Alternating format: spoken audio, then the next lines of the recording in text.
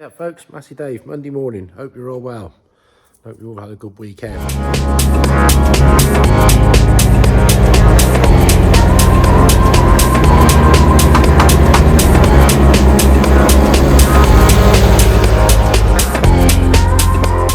it's Sunday morning, and look at this. We got thunder, lightning, and a lot of rain. You can just see it bouncing off the field. It is wet. We need some wet, but it's gone from one extreme to another. Very wet. Keeps on like this, it'll soon be running down the field, running through the gate here. Well, as you can see, we had a dose of rain yesterday. Anyway, thank you for your comments and likes as always, much appreciated. We're down here this morning, Gearbox. A bit more of a tinker with this and see what else happens today. We just fitted a new switch in there. At the moment, that's not doing anything. But if we find the spot, it should be neutral, I think. There we go, circuit going there. And push that forward, should be nothing. Then back to neutral, which I think is there. There we go, that one works. So we're going to put the locking bolts back in on the selectors and get these wired up, because obviously these never had any wire around them at all. So we'll get them screwed into the holes there. We've got one on the neutral one, high-low there to get in. Bit of a fiddle, but we can get it in there, get it started. And then get some wire and lock them in place. And there's one bolt that goes in on there. Again, wire that one in. So let's get those tightened up and wired up. Okay, with this high-low one, if you take the coupler out the back, you can then swing it round to actually see if you've got the hole lined up and get the bolt in a little bit easier, because when it's down that way it's not that easy. So we can get that in and get it started, then we can slide it back, slip the coupler in, put it back together. Right, 1, 2, 3 wired up, 4 on the back. We've got the last safety detent to be put back in, which goes between those two there, and that stops you from selecting two lots of gears at the same time. We've got a little pin in there which locates in those, so you can either go in one to allow that one to move, or vice versa, it goes in that one to allow that one to move. So that one's got to be bolted back in there. Right, the supply pipe for the Multipower and the return from the valve block, which is a free flow return into the gearbox there. These rubbers have seen better days, they just perished, so we've got that one out. We have got some new ones there, and the bellows which sit in that hole for the Multipower lever, so we'll get those replaced. We'll give these pipes a bit of more of a clean up. Right, so they're all fitted in. We've got the air line on the pipe now. We've got the valve in the open position for Multipower. I don't know if you can see it down in there, but if I put some air in, you'll see the plates move. So that seems to be doing its job. Right, so 2 rubbers are fitted. We've got the bellows in on the lever for the Multipower. That's all bolted back in, and that's all done for now.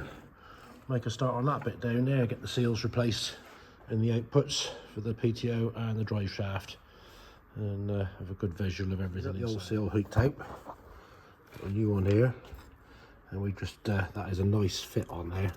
That really is a good snug fit. So we get this one now pressed into that hole, and that's one done of 3. Obviously the PTO is smaller than this one. This is the output for the axle drives. Seal done in the second one. So there's no damage on the shell at all, and even all the bearings, they're in very good condition. I've never seen, well, there's no chips or scoring on any of the rollers, and the rest is looking good. So we'll give this a good wipe round clean up.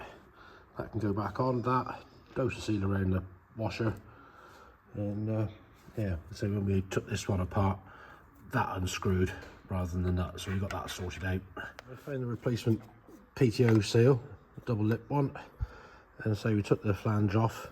You can see, yes, somebody's been in here for because there's a load of sealer in there. So I flip that washer off and get that cleaned up, pop the new seal in, and reassemble that back onto the drop box. So we're giving that a good wipe round inside. There's no foreign bodies or objects or bits of debris in there, which is good to see. So clean that face up, reassemble. Just a little pointer, because these are double lip seals. What tends to happen is when you push that in, the outer seal, which is sticking out this way, might end up going inwards. So you have to wiggle that in and out to make sure the actual lip of the seal is sticking out the way it should be to stop the dirt getting in. Which was, did have it on that one, but we slackened the bolt off, nut off, moved it in about, and it popped out, so it's sticking outwards. So it's hopefully this one will behave. Try and show you if I can. Say that. See, it's popped in. Well, we're gonna have to wiggle this so the seal pops out. I think we're ready to reassemble that part onto there. So we've cleaned the faces up, we put the gasket in, a couple of bolts just to hold the gasket in place. We checked the needle roller bearing in there, that's all in good order. So now we've got to wriggle it on, get it closer, get that shaft through that gear. Again, this is a bit different to the 1250 because you've got to get so far, you've got to put the gear in. Can't have the gear in whichever way right in, but you've got to do it a different way because the whole setup is different in there. So it's a bit of a faff, but the gear goes in there first. So let's wiggle it back together. That circlip went on a lot easier than it was to get the damn thing off, but it's back in place now. I didn't drop it down in there, thankfully. Right, we got this big gear to get put in. Now, the shaft in there, PTO, it's got a little bit of play on it, as you can hear. So you have to take the fitting out the end of that one. So when you put it in, you can have something to go through there just to tease that shaft up to make it fit in that bearing. So it is a snug fit, to say the least. So that's some torch. Have a look through and get that on the end of there. Tease that in, and it's in. Just like that. Not all the way home yet, but it will go. Just like that. And then there's this bit to go on. 4 bolts through there. And then we can put the union back in for the pipe that goes from there back up to that top cover. 2 more bolts. 1, 2. Put them in. Where's the old ugger dugger? Nice there.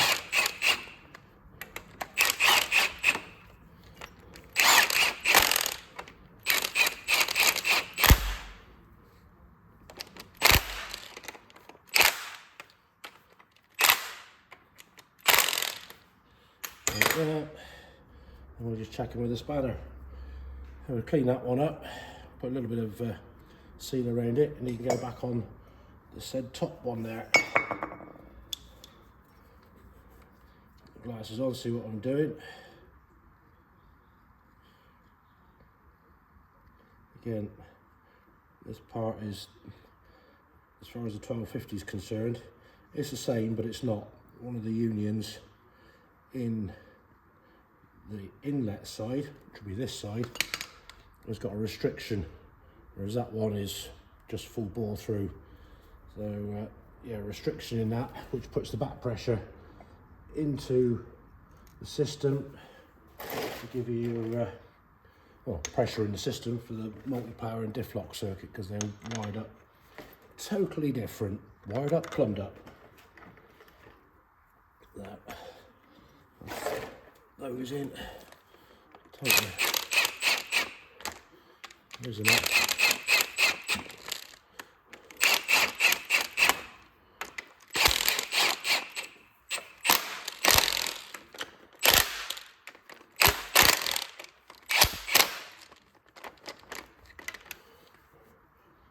just checking with a spanner, make sure they're tight enough, hand tight.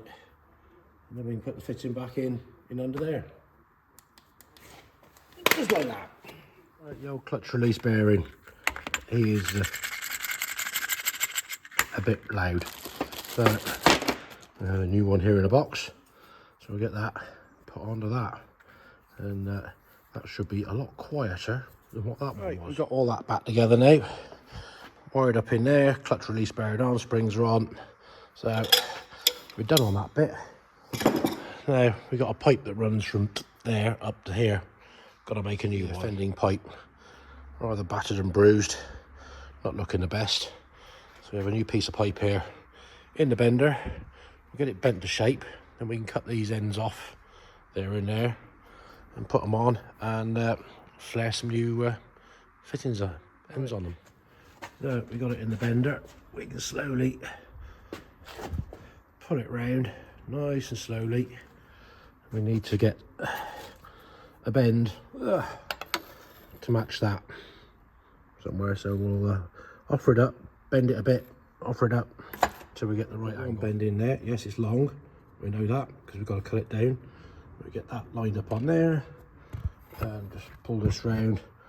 Then we can offer that end up so it sits about right in the die. We can bend it round. We should have it as good as the original length. By magic, that doesn't look too far out. So we've got the right length that way. We can now chop the ends off of the fittings off, trim the pipe back to the appropriate length, put the fittings on, flare the ends, and that'll be a good bit of cleaning up, a bit of emery cloth. Obviously this is metric pipe and they're imperial, but we have got the relative bits on the pipe ready. So we've got the old tool here. Let's get it set up and get the old flare put on there. Sort of job, you just want to go, give it a bit of a pump, slowly, just let the metal do its own thing. Go too fast, we're going to end up splitting it. Then we'll have to make a whole new pipe again. We don't want to do that, so just nice and slowly we'll get that flared out. And as a comparison, that's the old one and there's the new one. That ain't too far out, so that should fit this. One fitted on, going up to where it needs to be, up there. Pleased with that. Right, onto the clutch cover. Got the flywheel off, got that pressed out. So we can give that a little good clean up in there. Get that bearing off and the seal. Got a new one of these to go in. Then yeah, reassemble. Then once we get the clutch back, it can be bolted back onto that. Obviously that'll be onto that, and then it can go back into that. So let's get cleaning the gunge off. And beating later. We have the bearing extracted off that, a new seal on the back of that. Bearing in, that's pushed back in there. Load of grease. Now the collar's got to go on, and then there's a snap ring that sits in a groove in there, which then locks, because there's two circlips inside here, so it can't come forwards because the circlips are holding it. That sits on there, and then that clip holds the shaft to the bearing. It just can't go anywhere. So we'll get that one in and put that nice little circlip in there, which sort of sits in the groove and then sits in a recess in there and locks it all in place. Nearly down.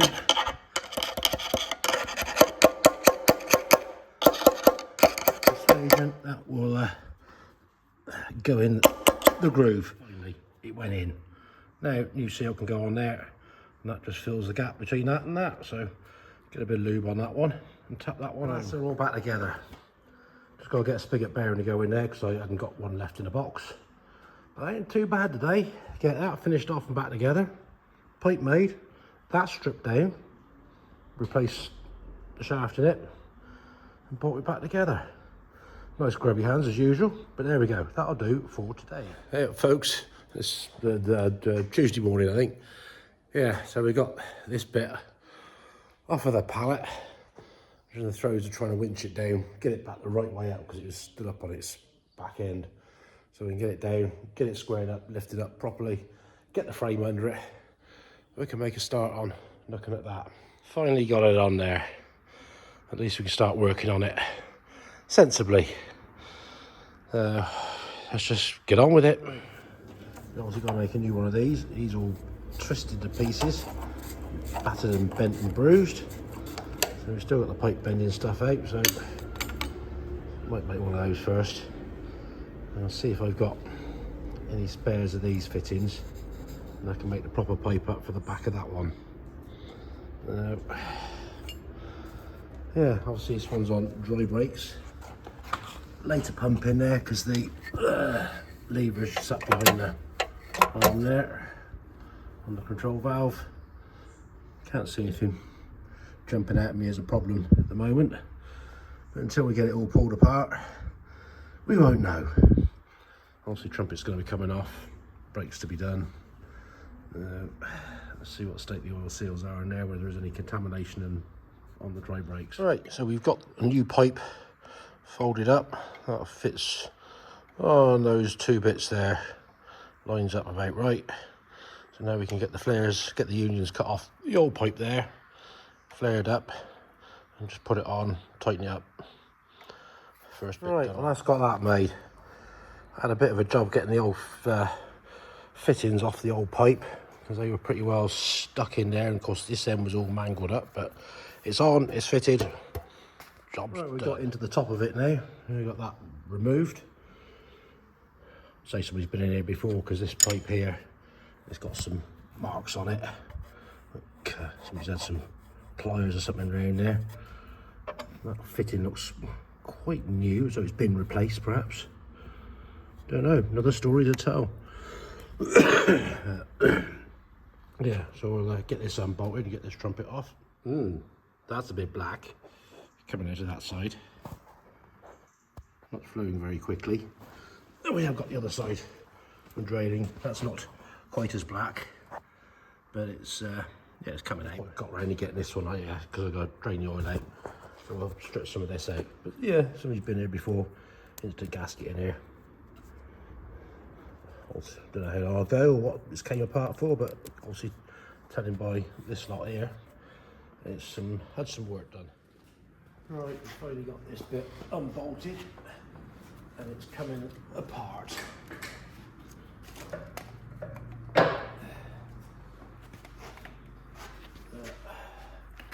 The lights we're going to find in here. Come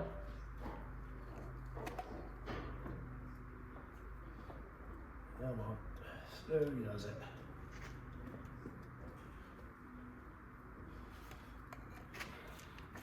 Nearly there. There, she's in. Get this on the floor right away. Stood up, we need to strip the brakes out.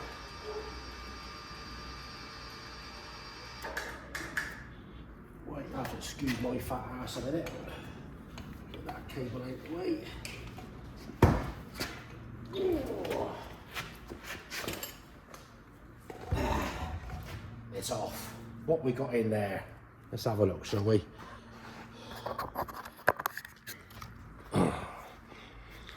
What we got? Bit of dirt and bit of gunge.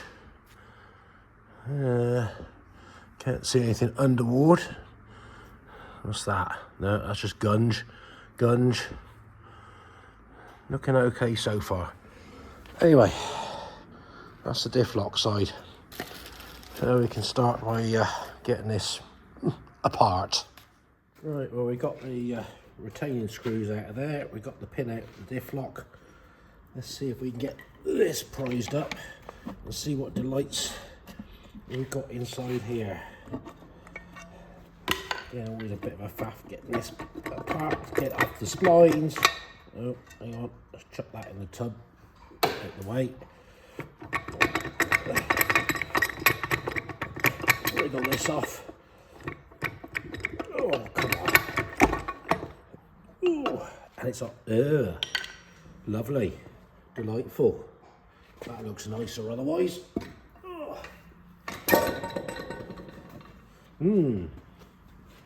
Yes, well, what have we got? A lot of dirt and a lot of crud. They look reasonably dry, so I don't think the oil seal's gone, which is a good thing, but it is rather dirty. I'm going to start pulling this lot out. Well, we've got one disc out, one expander out. This inner disc is a little bit stuck on the shaft. And give it a bit of a scrape, a bit of WD-40 on there, so it's got a bit of slippage. It is coming up very slowly. But say there's a little bit of oil contamination. I can feel it on this disc. A little bit greasy, but it's coming up. Keep wiggling that. It will come off. So like all these jobs, it either comes apart or it's a bugger to get apart. But it is slowly, here we go, he's off. Yeah, need some new ones. But it seems to be dry down in there, thankfully. So you can see, I don't know if you can see that bit there. That's the telltale drain hole for if the oil seal goes, you would get water dripping out through that. Also, it was all blocked up. That's on the carrier plate, so you wouldn't have got anything leaking out of that because it was blocked up with crud and dirt. So yeah, we'll set to and give this a damn good clean and get all the crap out of it. We've got the expander here. Probably won't be able to see too much, but we do hold it and pull it. It does do what it's supposed to. You pull it and it does expand. So that seems to be working, but again, needs a good clean up. Right, a fair bit of scrubbing later. We got all the dirt out of it. A lot of dirty rags. So I think it's time to go and we know what we're going to need. Brake discs, seals. I've got new ones of those stock. We're going to need a PTO pad for the brake, O-rings, cork gaskets. I've got hub seals in stock. So let's go and get ordering some parts. Hopefully they might be here tomorrow-ish, so we can start reassembling some of it. That'll do for today. It's like go and order a load of parts now. Hopefully most of it's in stock. Fingers crossed. As always, thanks for watching. Click the old like, subscribe, give us the old hype button. See if we can get a few more subscribers, and appreciate every one of you who comments, etc. So until next time, look after yourselves. Thanks for watching. Catch you later.